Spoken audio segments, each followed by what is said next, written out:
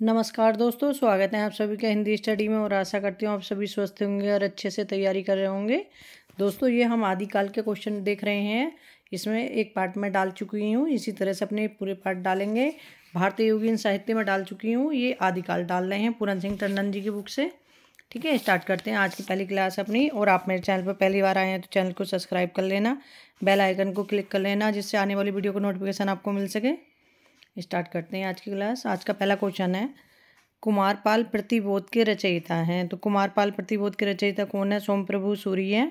मैं ऑप्शन नहीं बोलूँगी, केवल आंसर इनके बोलूँगी, क्योंकि ऑप्शन बोलने से कन्फ्यूजन होता है। ठीक है।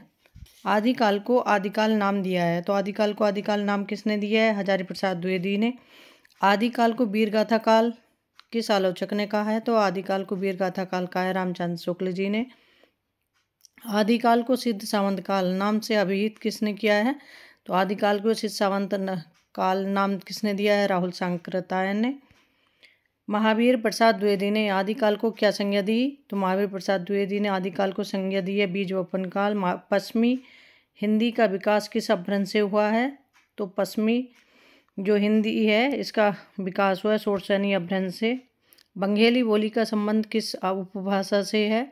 तो बंगेली बोली का संबंध किससे है? पूर्वी हिंदी से। पूर्वी हिंदी का उद्भव किस अपभ्रंश से माना जाता है? तो पूर्वी हिंदी का जो उद्भव माना जाता है वो अर्धमागधी अपभ्रंश से। खड़ी बोली या कोरबी का संबंध किस उपभाषा से है? तो खड़ी बोली या कोरबी का संबंध है पश्चिमी हिंदी से। अवधी बोली का विकास किस उपभाषा से हुआ है? तो अवधी बोली का विकास हुआ है पूर्वी हिंदी से। खड़ी बोली का उद्भव अपभ्रंश के किस रूप से हुआ है? तो खड़ी बोली का उद्भव अपभ्रंश के शोरसेनी उत्तरी रूप से हुआ है। हिंदी की कितनी उपभाषाएं हैं? तो हिंदी की उपभाषाएं कितनी हैं? 5 हैं। हिंदी क्षेत्र में बोलियों की कुल संख्या है, तो हिंदी क्षेत्र में बोलियों की कुल संख्या कितनी है? 18। ऑप्शन में अगर 17 हो 18 ना हो तब भी टिक कर देना। ठीक है। पश्चिमी हिंदी उपभाषा के अंतर्गत कितनी बोलियां आती हैं? तो पश्चिमी हिंदी उपभाषा के अंतर्गत 5 बोलियां आती हैं। भोजपुरी बोली किस क्षेत्र में बोली जाती है? तो भोजपुरी आजमगढ़ में बोली जाती है। मैथिली का बोली क्षेत्र है, तो मैथिली का बोली क्षेत्र कौन सा है? मुंगेर है।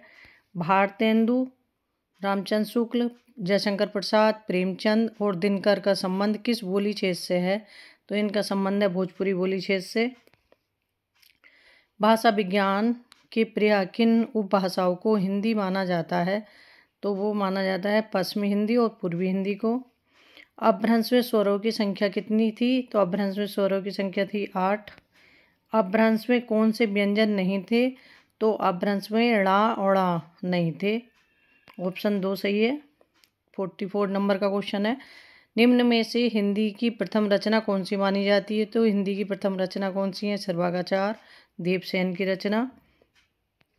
आदिकाल को वीरकाल की संज्ञा किसने दी? आदिकाल को वीरकाल की संज्ञा दी विश्वनाथ प्रसाद मिश्र ने। हिंदी साहित्य के विभिन्न कालों का काल विभाजन करके नामकरण करने वाले प्रथम इतिहासकार हैं, तो वो कौन है? ग्रेयर्सन। संदेश रासक खंड काव्य किसका है? तो संदेश रासक खंड काव्य है अब्दुल रहमान का।